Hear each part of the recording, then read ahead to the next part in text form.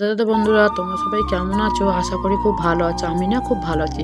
আজকে সকালবেলা উঠে কোথায় যাচ্ছি সেটা তোমাদের সাথে আজকের বলবো, কিন্তু আজকে অনেকদিন পরে ভিডিও নিয়ে চলে আসলাম। দেখো, রাস্তায় খিদে পেয়ে গেছে, তাই দুজনে আমি আর আমার বর বিস্কুট কিনে খাচ্ছিলাম। এদিকে দেখো নদী পার হচ্ছিলাম, কত বড় নদী দেখো, আর আশেপাশে দেখো কত জঙ্গল। এটা হচ্ছে বলে সুন্দরবন বলে, ঠিক আছে, আমলামাতি নদী। এইবার সেখানে দেখো দাঁড়িয়ে আছি, আর কত বড় নদীটা একটুখানি দেখো, দেখলেও তো জল দেখলে তো এমনি আমাদের ভয় লাগে, কেন আমরা তো এইসব নদী পার হয়নি।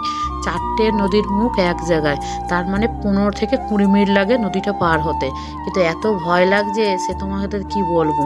কোনোদিন ভাবতে পারিনি নিজের পিসির বাড়ি আমি আসতে পারবো, কেন আমরা ছোটোবেলা থেকে কোনোদিনই আসেনি। এই 35 বছর পরে আমার পিসির বাড়ি যাচ্ছি, কিন্তু এখানে একটাই সিস্টেম দেখো, এত বড় নদী হতে পারে, সবাই কিন্তু আসা যাওয়া সব কিছু করে, কিন্তু এদের ভয় লাগে না, কেন এরা তো যায় প্রত্যেক দিন, এদের কোনো অসুবিধা হয় না। কিন্তু আমার কিন্তু ভয় লাগছিল। যাই হোক, আশেপাশে জঙ্গলগুলো দেখো, এত জঙ্গল আর শুধু নদী শুধু নদী, বলছে কখন নামবো কখন নামবো। তার মধ্যে বড় কথা, চলে গেলাম।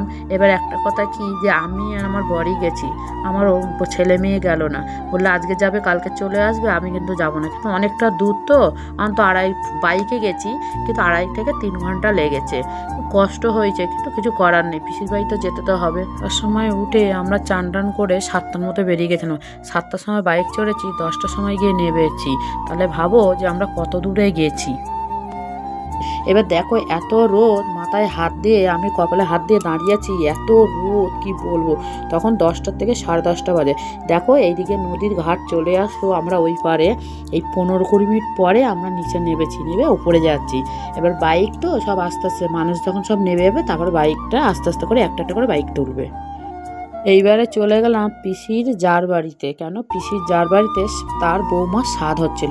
স্বাদে দেখো কত সুন্দর ফল সব কিছু এনারা সাজিয়ে দিয়েছে, কেন এনাদের স্বাদে ভাত তরকারি দেয় না, যা সিস্টেম সব দুপুরবেলা পিঠে ফল পায়েস এইসব করে দেয়। তার মধ্যে দেখো প্রচুর লোক এসছে, সব জিনিসপত্র দিচ্ছে, প্রচুর শাড়ি উঠেছে।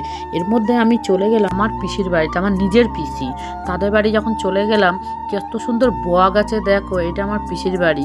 পিসি বলল চল আমার সাথে, পিসির পাশেই তো বাড়ি, না গেলে তো হয় না। পিসি মুরগি টুরগি তুললো, তারপর বাড়ি ঘরটা দেখলাম, পাশে দেখো প্রচুর ধান চাষ হয়। তারপরে এদিকে চলে গেলাম বাগানে, কলা হয়েছে, লঙ্কা সব কিছু, মানে আমার পিসিরা চাষবাস নিয়েই থাকে। তা বললো চল পুকুর ধারটা ঘুরে আসি। আর কত বড় পুকুর দেখো, আর ফাঁকা মাঠ। আর সত্যি কথা বলতে আমরা তো এইসব দেখিনি, আমরা দেখে খুব ভালো লাগছে। তার মধ্যে দেখো অনেকটা বিকেল আছে। এবার যতই হোক নিজের পিসি বলে কথা, তাই না, অত তো ছাড়াবে না। আর পুকুরটা দেখো কত বড় বড় মাছ ছাড়া আছে। তা আমাকে বললো কি মাছ ধরো, আর না না বিকেলবেলা তো মাছ টাছ ধরতে হবে না, যা হবে কালকের হবে। তার মধ্যে দেখো একটা মূলো গাছ হয়েছে, মূলোটা কত মোটা, তার মধ্যে দেখো ফুল ফুটেছে। আমরা কোনোদিন দেখিনি যে মূলো গাছে ফুল ফোটে, তা আমরা ওইখানেই দেখলাম। আর উঠোনে পেঁয়াজকলি রসুন টসুন সব চাষ করছে, আর ওগুলো কী বক আমি বলতাম না, কিন্তু বকের ফটোগুলো তুলে রেখে দিয়েছি। তারপরে চলে আসলাম ওদের বাড়িতে। এসে এদের বাড়ি খাওয়া দাওয়া হচ্ছে রাত্রের বেলা, সবার পাতে ফল দেয়, তারপরে পিঠে দেবে, তারপর ডাল ভাজা মাছ মাংস মিষ্টি চাটনি সব রকম আছে, কিন্তু সেটা তো আমি আর দেখাতে আমার ফোনটা একটু প্রবলেম হচ্ছিলো। সকালবেলা উঠে দেখছি ওদের কত মুরগি, সেইটাই ফটো তুলে রেখেছি। আজ ভিডিওটা এই অবধি, পরের দিন নতুন ভিডিও